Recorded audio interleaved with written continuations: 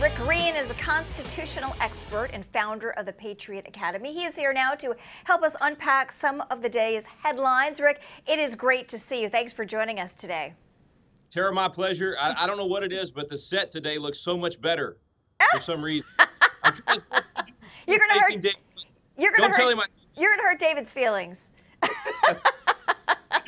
Hope today's going well. I appreciate that. Well, as you know, the Biden administration had been preventing the media from entering that facility in Donna, Texas, where many of the migrants are being housed, that is overflowing at this point. Yesterday, a press pool did get in to take a look around. I don't know what extent they got to look around, but is it constitutional for the Biden administration to limit access like this? As a member of the media, we had good access, or better at least, when President Trump was in office. Is this okay? Well, you know, certainly there are times when national security requires that you don't allow the press into a particular area. That is clearly not the case here. Reporters have been talking about the fact that they have never dealt with this with any president. I mean, even back when Obama was president, they were able to go in and take pictures and cover what was going on. So this is very different. This is certainly at this point a violation of the First Amendment freedom of the press. And I mean, even for our U.S. senators, the video of Ted Cruz down there trying to get a handle on what's going on. I mean, that's his job, certainly as senator of my state of Texas, and prevented from even being able to document what he saw. This is an administration that has something to hide. They don't want people to know what is happening down there. It's a humanitarian crisis. They know the American people will respond to this and want it to change. And after all of their talk and all of their rhetoric, frankly, their lies about Trump and the cages and all of those things, now we see that not only are they hypocrites, they have made it absolutely worse.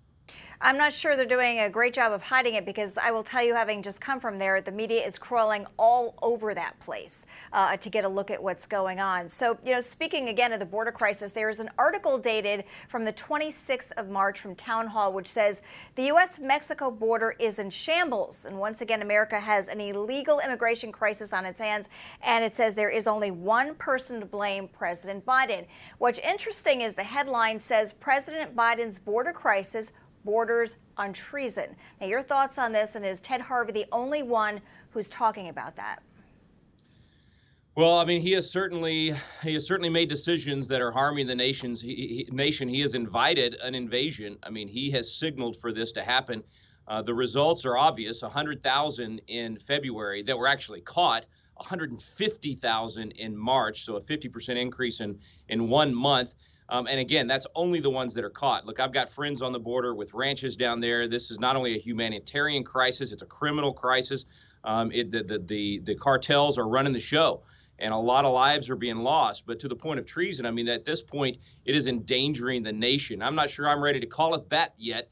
It'll depend on how he responds and whether he just continues to ignore what's happening.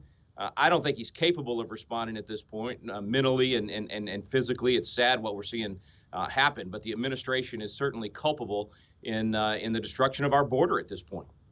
When President Trump was in office, it seemed like so much of his agenda was really cut off at the pass by a barrage of lawsuits. Do you think Republicans are going to take the same route, or advocacy groups, whatever, using legal means to try to stop some of Biden's agenda, whether it's on the border or some of these massive spending plans like infrastructure coming out later today? Yeah, definitely. And I think the attorneys general are the tip of the spear here. They've got to be the ones pushing back, fighting back. Ken Paxton's done a good job of that here in Texas, already won a couple of preliminaries. So, yeah, I think that will happen. I don't have hope that the court will go our way, despite the appointments on the U.S. Supreme Court, despite the supposed conservative majority, which I'm not so sure is there. Unfortunately, when it comes to these kind of battles, it seems like the court always leans to the left and finds a way to approve of the Democrat actions and disapprove of the Republican actions. And so I don't have a lot of faith that that's going to happen. I think the states themselves are going to have to step up. They're going to have to finish what Donald Trump started at the border. We were making so much progress, not just with the wall, but with discouraging this kind of thing. And frankly, lives were being saved because parents in these Latin American countries weren't thinking that somehow they were going to send their kid to safety, and that somehow Joe Biden was going to welcome their child. I mean, there are kids that are losing their lives, being put into sex trafficking because of this. So I think the states are just going to have to step up and do the job that the federal government should have been doing. You know, what about kids in San Diego? I'm sure you've heard they're being taught by teachers in person, those teachers that volunteer, but they're only looking forward now to some hybrid learning. Your thoughts on that? Is that okay? And do parents have any recourse to get their kids back to school if the kids are being taught by teachers? And kind of the COVID argument certainly would be a little bit weakened. Yeah, Tara, this is, I'm hoping one of the silver lining things out of this whole COVID chaos of the last year is that it has awakened a lot of parents to realize that the public schools they're not for your kids. They're for the teacher unions. Their decisions, their policy decisions are always made in whatever's best for the teacher unions. Not all teachers, I'm not saying that, but certainly the unions, and not for the kids. And we've seen that play out over the last year. These kids are not a danger to anyone. The science and the data is so crystal clear. I mean, it's not even questionable at this point. They don't transmit. They're not in danger from the virus. To mask them, the psychological damage, all those things, let alone what you're saying, which is they're not even being taught. We're not even allowing for that education to take place. The long-term effects of this are just horrific. I mean, these are the worst public policy decisions, frankly, not just of my lifetime, I think maybe in history. The economic, the psychological, all of the damage that's coming from this selfishness, frankly, of these decisions by politicians and teachers unions. Tara, I don't know, the damage is going to be seen for years, but absolutely these parents should be pushing back. They should be demanding that the money spent on their child normally should be given to them to be able to go to a private school or to homeschool. This should create more school choice across the country to let the parents decide what is best for their child. Yeah, certainly we're going to be hearing a lot about this, all of this in the coming days. Very quickly, the vaccine passport, good idea or bad idea?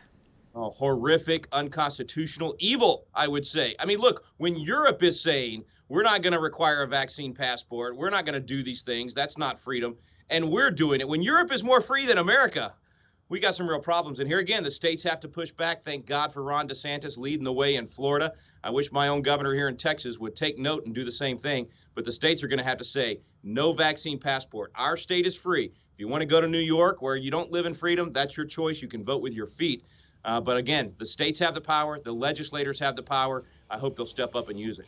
All right, Rick Green from the great state of Texas. Thanks for joining us today. All right, stick around. The Last Sip is next.